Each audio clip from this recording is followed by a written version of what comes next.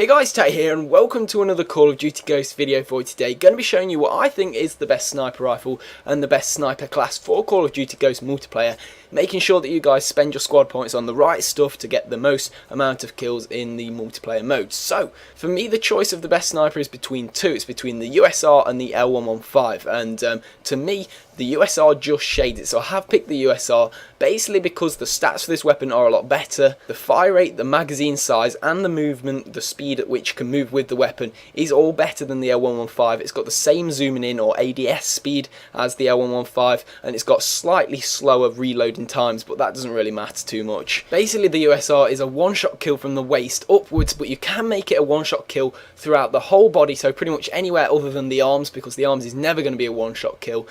If you add the attachment, which is called chrome lined, which is in the barrel section of the attachments, you add that on and basically it's a one-shot kill throughout the whole of the body other than the arms. You get absolute power there, lethality if that's even a word. You get it all right there, one-shot kill throughout the whole of the body. You can't ask for anything more than that. Other than that, the fire rate is something that attracts me to this weapon. It's at 51 RPM, which is pretty decent for a sniper. It means you're not going to be waiting around too long in between those shots to get the next bullet off.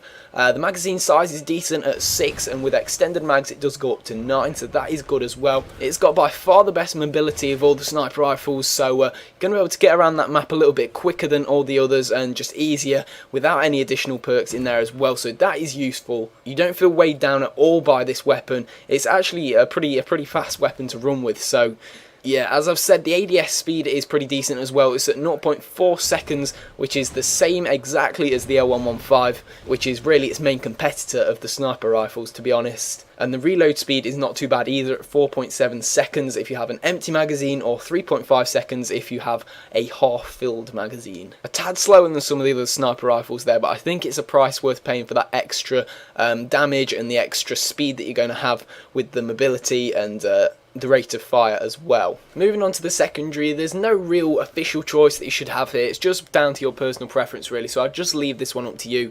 I like to have a bit of firepower, so I like the PDW down there, but you can have any weapon that you want really for your secondary. Again, for the lethal and tactical grenades, it's very much down to your own opinion.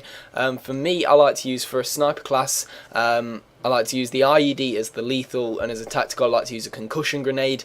As for my perks though, I would say that you'd be better off using these perks if you are a sniper and you're going to be wanting to use this sniper class.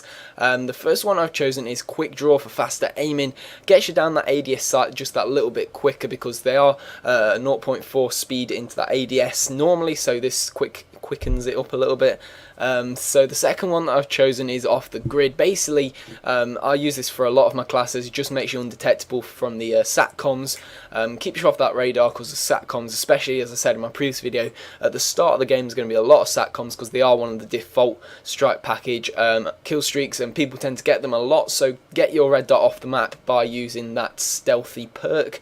The third perk that I've chosen is called Focus. This basically reduces the weapon sway when aiming down the sights and reduces the flinching when you get shot. So if you get shot and you're aiming down your sights, it's going to reduce that kind of flinching action you do when you shoot, which is kind of annoying at times. Just means that if someone else gets the first shot on you, you can still go ahead and get that lethal shot on them, because of course you only need one shot on them in the whole of the body if you've got that attachment on, whereas if they've got, say, an assault rifle or an SMG, they might have to get 3 or 4 shots onto you. So it just helps in that flinching and swaying department, and it's just useful. So yeah, that is what I think is the best setup for a sniper class. If you have any personal changes or preferences, put them in the comment section down below to help other people out. Thank you very much for watching guys. A quick like as always would be really appreciated. Subscribe for loads more COD Ghost stuff, and I'll see you all in a bit. Ciao.